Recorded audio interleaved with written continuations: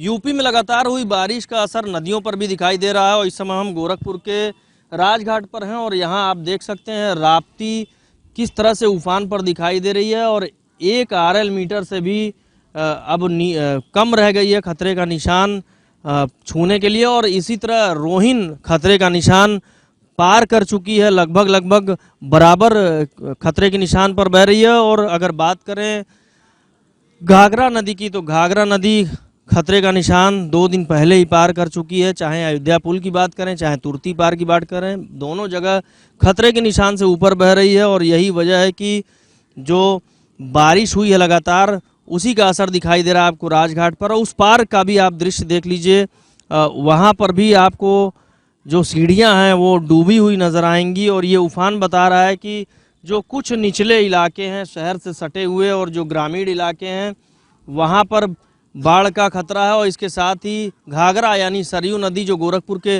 दक्षिण क्षेत्र में बहती है, तो उधर गोला और खजनी के कुछ बेल्ट और बड़हलगंज का जो बेल्ट है वहाँ पर भी कुछ जो निचले इलाके के जो गांव हैं वहाँ पर भी जो बाढ़ चौकियाँ हैं उनको अलर्ट किया गया है। और पूरी तरह से आपदा प्रबंधन विभाग नज़र बनाए हुआ है कि किसी भी तरह का जो कोई खतरा हो तो उससे निपटा जा सके।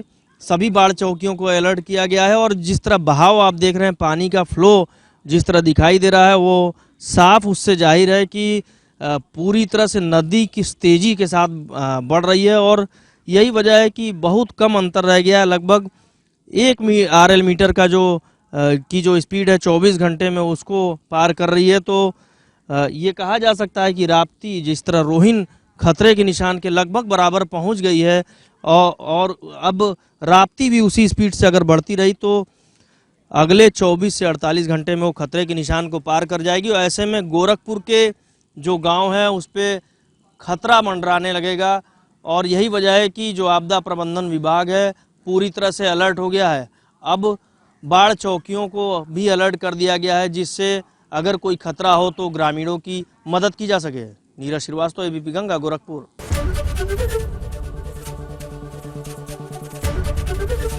ABP गंगा, खबर आपकी, जुबान आपकी।